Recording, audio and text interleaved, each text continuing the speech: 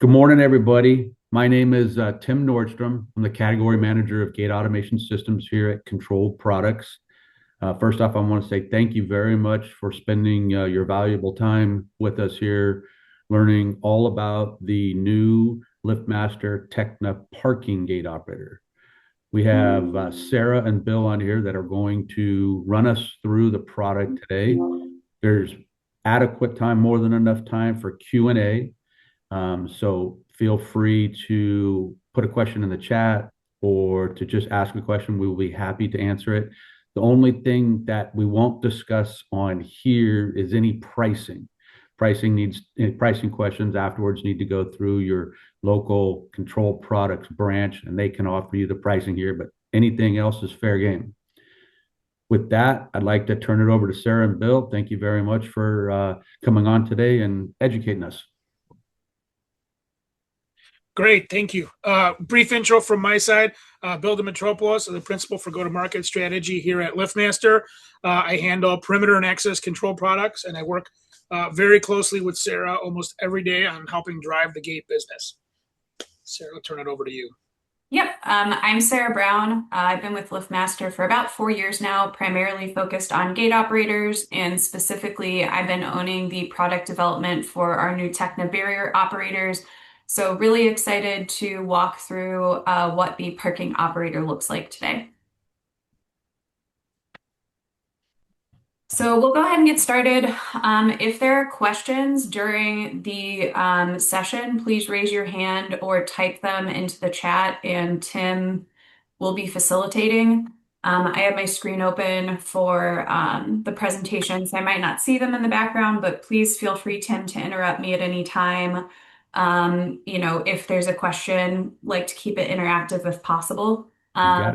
Also, we are going to primarily be focusing on the parking operator today, as we just are going to launch that product next week. If you have any questions related to the commercial operator or the industrial operator, which will be launching, later, hopefully this quarter, please reach out to your CPSG representative and I can coordinate with them on getting you information. They have tons of training available for the commercial operator, but always happy to support if there's questions with that as well. So looking at TECHNA overall and what our goal was in creating a new barrier gate operator, for those of you who aren't familiar, LiftMaster has provided gate operators into the industry for over 50 years. We had never actually developed our own barrier gate operator. We actually purchased a company over 20 years ago, and we've learned a lot about the application through that, but we'd never really iterated on the successful design that we had already. So this program was really about making sure that our new product was able to service the existing base who is used to the mega arm tower, but then also expand upon that and make sure that our accessories are compatible across our gate operators, making sure that our new gate operator had the ability to connect to things like our CAP systems, and then to alleviate any pain points around either installation or how this is used in field. So we really took it as an opportunity to improve upon, already a solid foundation, but then also to make sure that it worked with our other products, which has been a challenge in the past because it was more of a bolt-on solution. So looking at the different types of applications, the commercial barrier gate operator, the CBG, really participates in the gated community and the commercial space. Looking at that, you have up to a 14-foot functional length arm. We really focused on product durability, reducing friction at the entrance point or where people would be interacting with this operator, and making sure that it's modular and you can maintain uptime easily. With the parking operator, what we wanted to focus on was how do we get a high-speed operator that's going to reduce downtime for parking facilities. And the reason that's important is because their goal at the end of the day is to have a low maintenance facility that will generate revenue for them. And the gate really is the only thing preventing people from stealing. So, if it's broken, that means that they can have revenue leakage. So what we also wanted to do was make sure that our bracket and our arm were going to support that. So, easy to recover notifications and things like that. So looking at the common pain points that you see in parking applications, in some cases they're similar to others, but like I said, a lot of the challenges are faced around revenue generation and how to maintain that. So one of the pain points that the industry sees today is because a lot of solutions are custom in nature, they're pretty complex integrations. A lot of times you'll have the parking operator connected to a kiosk or a payment system. Sometimes there's connectivity directly to the operator itself, or they're integrated with other accessories to allow the facility to run efficiently. So sometimes with other solutions, that leads to customization. I mean, even when it comes to arm heights for clearances and things like that. So it directly impacts your ability to respond quickly if there's an operator that's damaged that needs replaced, or if there's an opportunity to bid a new job. So what we wanted to do from TECHNA's perspective is make sure that anything that needs to be modified can be modified in field. And we want to ship product from stock. So that's going to reduce the customization.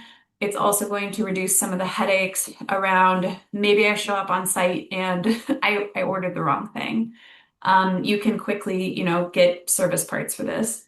Arm strikes causing operator damage. So when you look at parking facilities, just like any other barrier application, one of the biggest pain points is going to be arm strikes. In order to reduce the likelihood of damage, we have two ways of attaching the arm to the bracket. One is swing away, where the arm physically rotates out, and then the other is breakaway, where it will break away from the operator. The goal of this is really to reduce the damage to the operator so that if needed, the arm can either be replaced or attached, and then you can get up and running quickly and maintain operation. So battery backup. In the case of power outages, we want people to be able to, get in and out of the facility as desired. So what battery backup does is give people peace of mind that in the event of a power outage, they're going to be able to control what happens at the gate. Our battery backup is standard, but it's also true battery backup.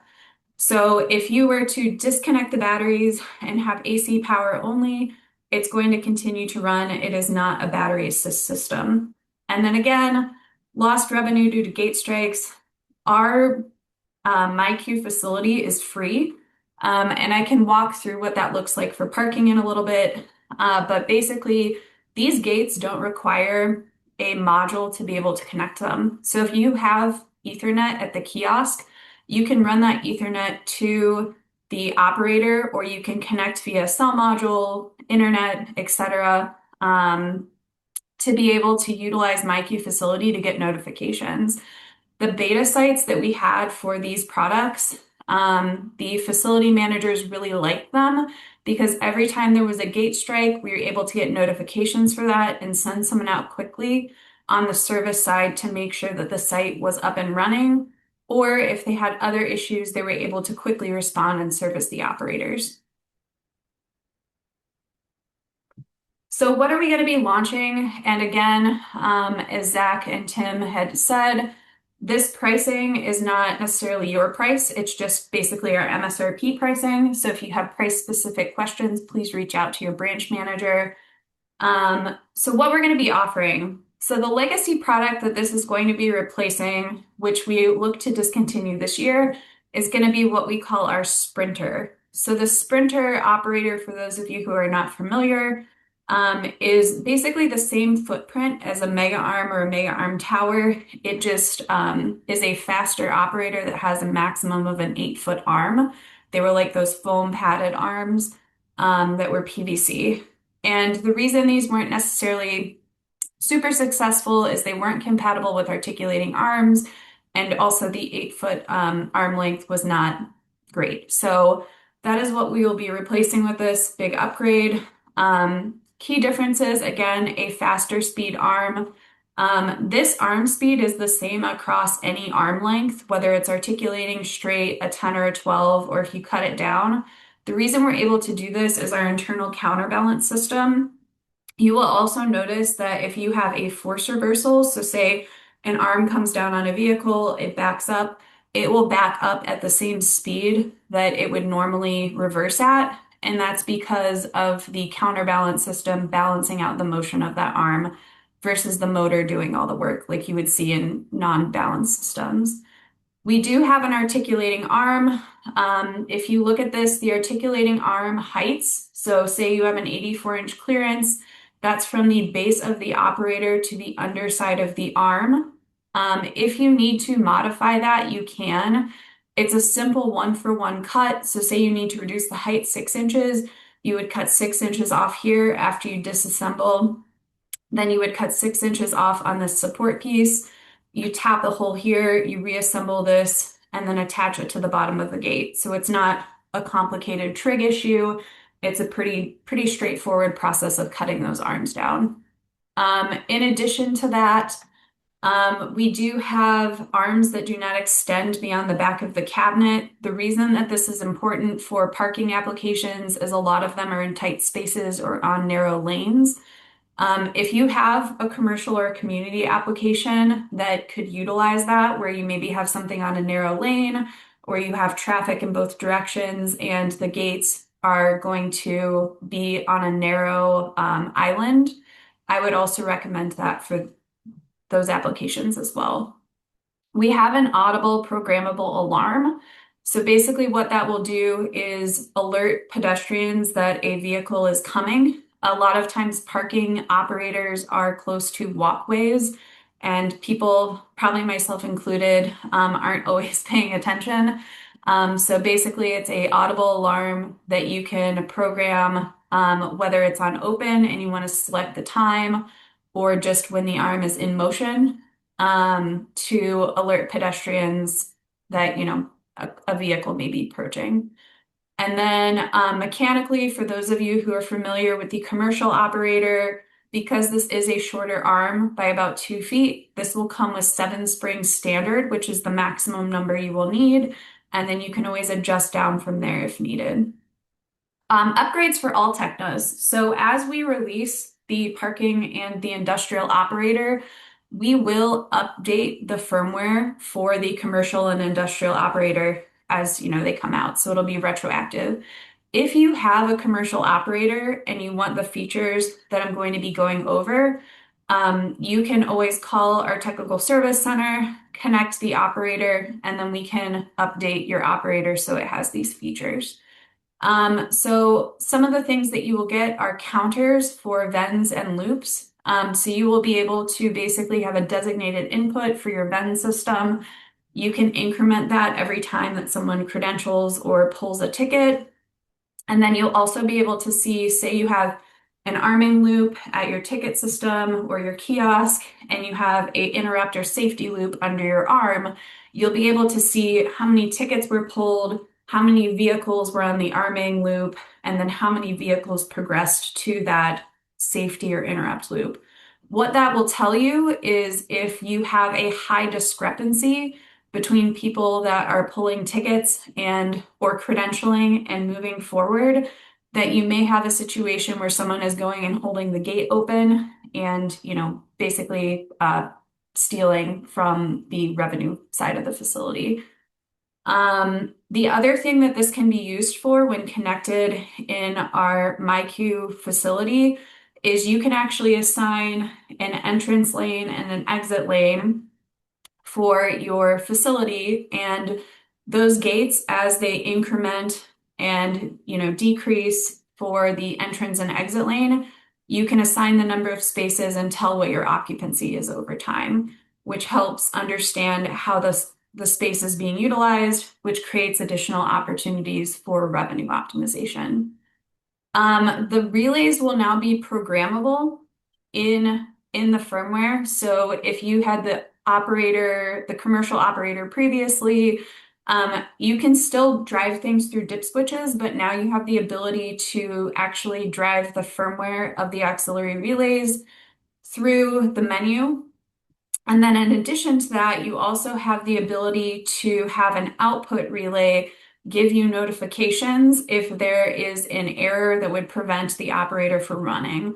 So if you don't have this connected and you want to have an output relay to say a light or an alert in a guardhouse or in office, you could do that so that people know that there is an issue at the gate, or, a relay that's going to trigger that's connected to an access control system.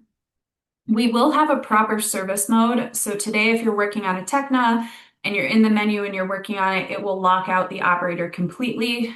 What we found in parking is that since some facilities have one in lane and one out lane, and they don't want to allow people in without paying, they will want the operator to be able to function while people are working on it or they're troubleshooting. So service mode basically locks out the operator, but allows people to raise and lower the arm through the buttons on the interface. So it doesn't allow people to credential through the ticketing system, but it allows someone at the gate to physically control it to make sure that they're in a safe space to allow a vehicle to come through. And then lastly, we have multi-vehicle memory or tracking. And what that does is if you have several people that have credentialed, it will count that number up.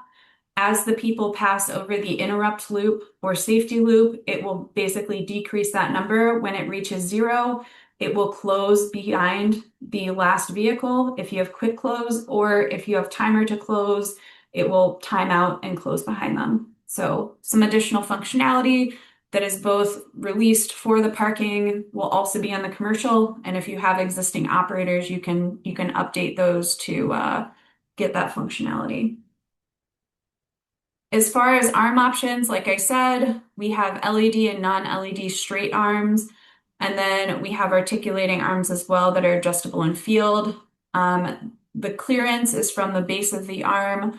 We have the ADA compliant 98 inches, and then we have 84 inches. All of those arms can be cut down if needed. In terms of the arms, they're still modular, which means that they can be assembled in field. Our bracket will have a pivot pin to be able to pivot out, or you can attach it using through bolts with nylon nuts and washers to allow it to be breakaway. These arms are very stable. We've tested the articulating arms. We're constantly cycling them. We've had some go beyond 5 million cycles. And then we have lots of cycles on the straight arms as well, well over 5 million. In addition to that, the bracket, so there's an attachment down here for the articulating arm. The bracket can actually pivot out. So you can see that if a vehicle strikes and you're able to use swing away, the bracket will actually allow the arm to pivot out, versus when it's fixed, this component typically will break off and cause damage to the operator. And then you kind of have this piece hanging here while the arm's still attached to the operator. So definitely an improvement there. We also have a sensor that goes on these arms. So you can see here this magnetic sensor. When that magnetic sensor is dislodged, it does two things. One, it shuts off the operator from continuing to move. And then secondly, it will send an error notification to the control board. And if the operator's connected, it will send that notification to my queue and then alert anyone that's listed to receive notifications.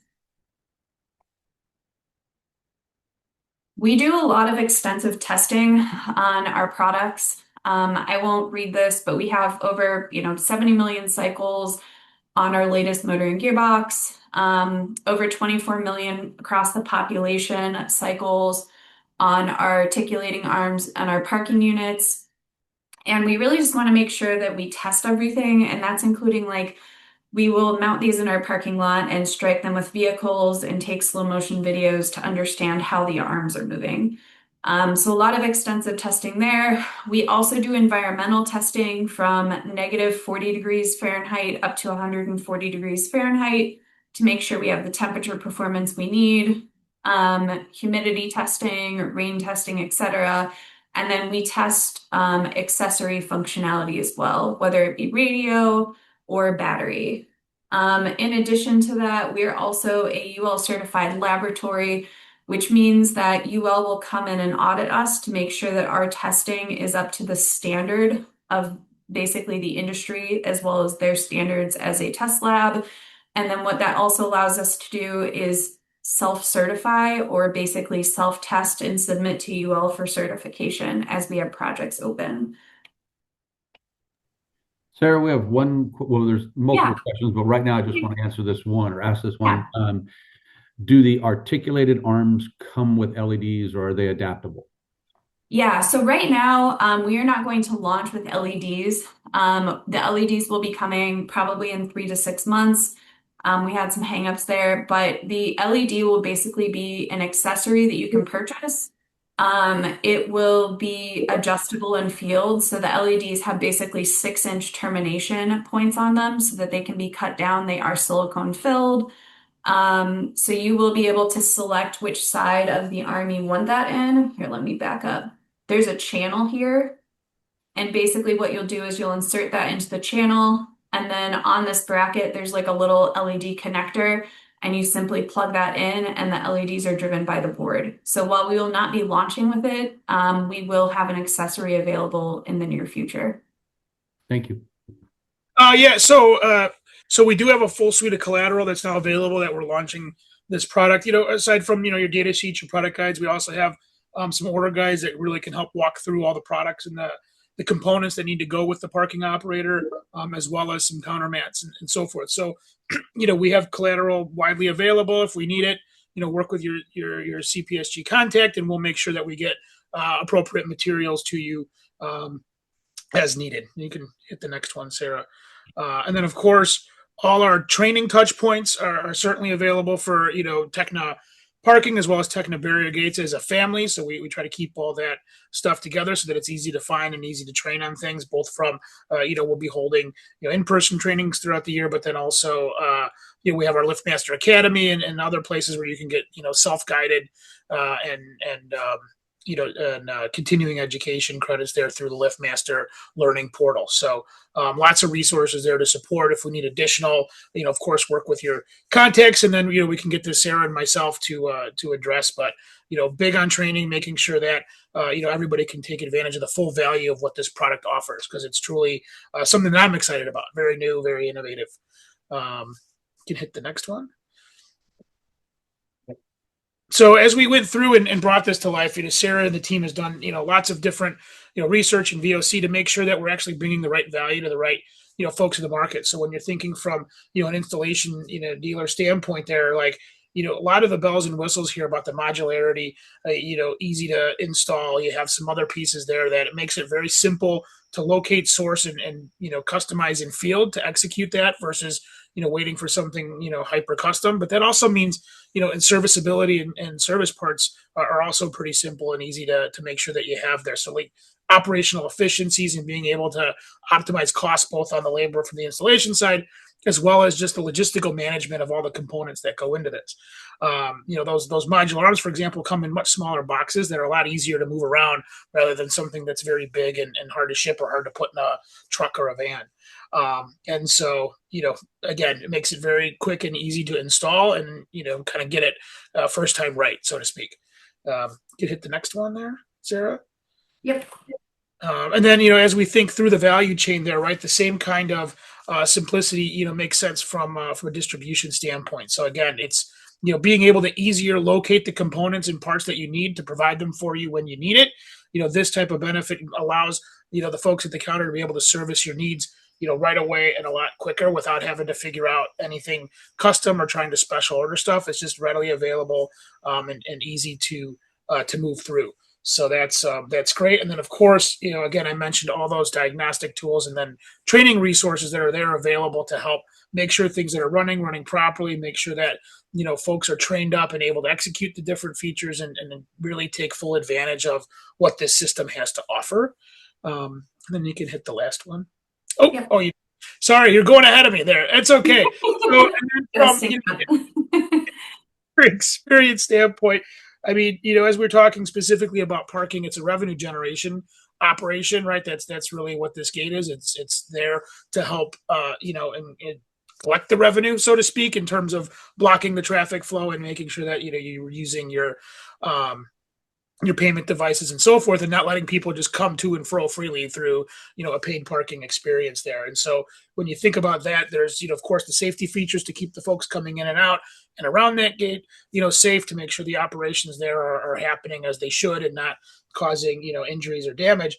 But then also all those diagnostics and all those other features allow for a lot easier flow. If something goes down, people know right away because there's connectivity to it, and it can tell you what's going on with it. It can help you prevent revenue leakage because it's able to give you some reporting and diagnostics that you can marry up to understand, like, okay, 15 cars passed over this, but I only have 5 vents, so there's 10 cars floating around somewhere that haven't paid anything, right? That's a good example there of trying to make sure of, like, did somebody kick that gate open and now cars are coming to and from freely, and we're not collecting revenue from a revenue generating operation. So, like, those are the kinds of things that we're trying to address up front to make sure that, again, we can maximize what we need to from the operator experience there, and then of course keep things flowing smoothly and cleanly, right? Like, done right, you shouldn't have to worry about what's going on the gate. And that's really the thought process that went into this, was like making it so that you can do what you need to do and worry about the other parts of your business, right? Like, make sure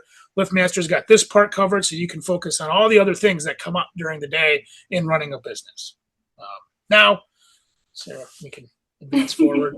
We can get to the Q&A piece. So thank you. So I will pop over. I saw there were a few questions on my queue, so I can walk through that a little bit. One of them was, can we upgrade to MyQ facility now? So the answer would be yes. So let me see if I can pull something up real quick. I have a little menu simulator for the operator. So this is what the actual menu will look like. If you go into your menu and you scroll down, you will have a MyQ serial number. Excuse me, and this will be unique to each operator, as well as the Wi-Fi and Ethernet MAC addresses. What you can do is you can set up the operator in MyQ facility using this information. And what you would do is you would set up a free facility account, set it up with the operator, and you can actually, define the lane or name it. And then you can choose people to have access and choose what notifications they would get. So yes, if you have a TECHNA commercial operator today, you can connect it directly to MyQ facility and you can start getting this data. So you have like a gated community or commercial application. You can do that today as long as you have connectivity on site. You will need to provision the Wi-Fi or the Ethernet on the operator, but once you have that, it's already connected to the cloud, and then you basically just need to add it to a MyQ facility account. So you can do that today. Related to the operator itself, right now we will only have the functionality to basically set schedules and have some actions. So you can do an open, a hold open, or a hold close. This is a live facility, so I'm not going to mess with that. That being said, you will have visibility. So this is a dashboard for a facility that's in Austin called Foundry One. You can see what the status of the gate is and how long it has been open or closed. You can actually click into the individual gates and get information around. So this one does not have an exit loop. Oh, see, it just opened. You have an arming loop and an interrupt loop. So you can see 3 seconds ago, or 8 seconds ago, this was active. 3 seconds ago, this was active. And then you can see that now the gate operator is closed. You can see overall how many cycles you have, how many events you have, etc. If you go into the activity folder, and I can actually reload this because it'll have some more activity on it, you can actually see all of the different things that are happening at the gate for each transaction. So you can see when an open command was set, you can see the auxiliary boards as well as the loop activity. So what this allows you to do is get very granular when you're troubleshooting on what's happening at the gate. You can also go through, so you can see there's over, 1,500 events on this operator overall, but you can actually go through, pick time ranges, and pick what type of activity you want to see, to be able to basically identify for a point in time if you had a gate strike or something happen, if there was anything leading up to or after that, which may be causing concern. So there's a lot of information and data that you can see. And, like I said, this is available for free. And if you want to get this type of information and you have commercial gates already installed, you can set up this type of facility today. So what you will actually see on the gate, so if you don't have it connected, you would be able to see these different counters, and these are resettable. So like a lot of times in parking today, you will have a counter and people will, it's basically an add-on accessory that people will go take a look at, record it, and then reset it. You can still do that. You'll have an absolute count and then a resettable one. The same for VENs, vehicles, which is how many have passed over the interrupts loop. And then if you want to have it for the arming loop as well, you can. So what that does is provide you with additional information. Multi-vehicle tracking is an on-off. You also have the availability to set the alarm. So like I said, you can choose while in motion.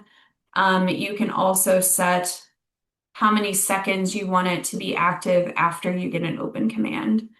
So lots of flexibility there. But yeah, unfortunately, we are not launching with the ability to modify anything like timer to close. We really do prefer people to be on site for that. And then right now we don't have the availability to do a remote power cycle.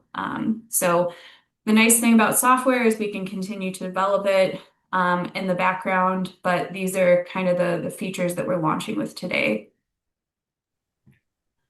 There was a question, will LED lights on the arms be on both sides of the arm for single lane use? So we will have an accessory that we're launching, which is basically a connector. The boards right now are meant to take a single LED arm. So the way that the arms are made is that channel that I showed is on both sides of the arm. Once we launch basically that splitter connection, you will be able to basically put that Y splitter into the LED attachment and then attach two LED strips to it. Right now, we only have the ability to do single-sided arms. So great question. I think you answered this one, but just in case, firmware can be upgraded remotely. Yes, so the firmware can be upgraded remotely. What you can do is just connect it to Wi-Fi or Ethernet. So if you have a hotspot on your cell phone, you can connect it to the Wi-Fi hotspot, call into the TSC and tell them your MyQ serial number, which is in the maintenance menu that I showed you. And then once you get to the maintenance and the MyQ serial number, tell them that number. They will validate that your operator is online and then they can send you a firmware update. Your operator will continue to work while it's being updated. There will be maybe like a 10-second power cycle where the operator resets itself afterwards, and then it should maintain function after that. Once the commercial TECHNA operators are upgraded, which input on the board will be for the memory vending? Let me get back to you on that. I know it's one of the inputs on the auxiliary board. But let me respond back to you, Tim, in an email just to confirm that for the vend. Looking through all the questions, I believe they've been answered. Yeah, there was one around bolts. So Yep. yes, we did address that. So what we found is they were using tools in the assembly line, and they were over torquing those hub bolts down. We did go in and basically validate what the actual torque being applied to those bolts was. So that should no longer be an issue on the commercial operators. That happened, I think, maybe like one or two operators over the population of them all, but we did go back into our manufacturing process and validate the torque. Let's see. It says, what is the key number? The key number? Probably what they mean is to the locking cover, how the cover locks down. Oh, the part number for the key. I can get you the service kit number for that. It's not specific to the individual operator, but it is specific to TECHNA. We do have a service kit for lock and key available. Yeah, we can get that from your control products easily. Yep. Um, Question here says, is there a specific part number for the breakaway part of the shaft that goes through the chassis? I have one of these on a high traffic subdivision that has been hit twice. The shaft has not been damaged yet, but still not sure what part is needed if and when it's broken. So that is part of the gearbox assembly. If you're talking about, so there's the bracket that connects to the output shaft that has knurls on it. If you're talking about that component, it is part of the gearbox assembly, so you will have to do a gearbox replacement. We also do have the actual bracket itself, if you need to replace that. So my recommendation is if you do notice that there's a significant amount of damage to that output shaft, you'll want to do a gearbox replacement. Any other questions that we may have? We're launching next week, correct? Yes, yes. And then there's one that says, yeah, the key number for the lid. So, yeah, that's the lock and key set. I can put that part number in here. I don't know the actual number. I can get that. Yeah, let me see. I might have. Longer arms are coming for the other models soon. I think what we're probably talking about is the third generation of TECHNA, which would be the industrial operator. Yes. So the industrial operator will have arms that are up to 24 feet functional, so from the edge of the operator out. And then they will also have 18 feet. That one we'll probably do a separate training on, but it should be available, I'm hoping by like February, end of March timeframe. And when will the update be available for the commercial operators for vending memory? So that should be available starting next week. I would say give us until the 21st. And then if you call into the TSC, they should have the updated firmware by then. Perfect. Great questions. And then the part number for that is The part number for the lock and key in the chat. yep. So that is K41-0452-000.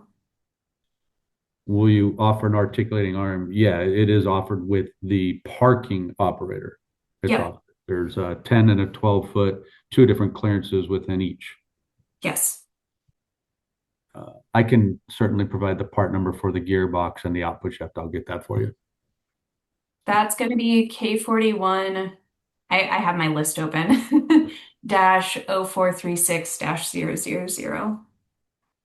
Thank you. Yep. Anybody else have any other questions that they would like answered?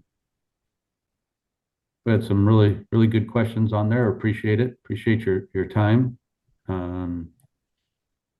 As I said, these will be released next week. Give us a little bit of time to get some inventory in our branches, but we will be stocking these and happy to take orders for them. If there's no other questions, I want to say thank you very much for spending your very valuable time with us. We greatly appreciate it. Sarah and Bill, thank you very much. It was very informative. Much appreciated. If you have additional questions after this, certainly feel free to contact me at Control Products, Tim Nordstrom. I will be happy to get you answers to the best of my ability. Oh, how does the manual release work? Yeah, so there is no manual release on this operator. So it's controlled. So basically the way that our limits are set is you use the up and down arrows when you're in limit learn mode. If you were to experience a motor or a drive failure, you will have to remove the arm from the operator. If you were using the swing away bracket, could you do that? Oh yeah, yeah. You could use the swing away bracket and just swing the arm out if you're doing that. But if you have like a motor or a board failure, you would have to go on site and remove the arm for these because it's a direct drive system. So, and then if you do have a power failure, we have the battery backup. You have two options to choose for battery backup. One of them is open once the board fails, so it'll wait. So the way that our battery backup works for all of our gate operators is there's about a 15 to 30-second delay to make sure that the power outage actually happened. And then if you choose to basically fail open, it will open the gate and maintain it being open. If you choose for it to function on battery backup, what it will do is it will then basically operate the gate normally with commands. Once you get to that final like 10% of battery, what it will do is once it reaches that low battery state, it will either fail open or fail closed, which you choose in the menu, um, to basically allow people to either, secure the facility or allow them to exit freely. Two questions. One, I'm not sure what this means. Maybe it means somebody, the board fail issue resolved. I'm not sure what that means. He would need to be a bit more specific. Billy, if you can maybe expand on that. And then the other one is the magnetic sensor for the breakaway that is on the arm. Those come in just a 5 pack. It's not necessarily just for a breakaway. It's necessary for the arm to move whichever configuration Yeah. you use. Yep. I'll let you, certainly my understanding it comes as a 2 pack, but I could be wrong. It is a 5 pack It is a of 5 pack. yeah, so when you order the operator inside of the pack-in bag, there's two of the magnets that are included in the pack-in bag. And then if you need replacement magnets, you can order those in a 5 pack. You do not need to replace the battery or the magnet that's inside of the arm that's connected to the sensor. That's part of the bracket. What you just need to replace is the one on the arm. Say someone really clocks the operator and breaks that magnet, or if you want to have backup arms in stock with pre-installed magnets, you can do that as well. But yes, those just come in a 5 pack. Um, Billy expanded. He said, I had 3 boards fail on me on different sites. The main board 30 amp fuse blew on all 3 at different times. Let me follow up on that. Um, Maybe that issue hasn't escalated to me yet, but I will follow up on that, Billy. If you have RMA numbers that you can share in the background with someone from CPSG, then I can look into those specific RMAs and see what's going on there. All right. I So, will say for and I don't know if this is the issue that you experienced, but if you are using 240 volt instead of 120 volt input power, there is a switch on the back of the board in the junction box that you need to transfer over. Not saying that's necessarily what happened to you, but you will have issues where you'll blow the motor board, and I think that EMI board in the back of the like junction box. Um, if you do not change that over if you're using 240. So it is compatible with both 120 and 240. You just need to make sure to change that plug over as you're routing your wire in through the back of that. It's where the two DC power plugs are. But please share those RMA numbers and I will make sure that I look into that issue. I'm not familiar with there being a widespread issue. all right. Well, I don't think there's anything more here. I did drop my email in the chat, so if someone wants to ask me a question or anything afterwards, please reach out to me. I will be happy to. If I cannot answer it, I know how to reach out to Sarah and Bill. Thank With you. Appreciate the yeah, time and the Yeah, opportunity. thank you very much. Glad to be here. thank you very, very much, everybody. Have a good rest of your day.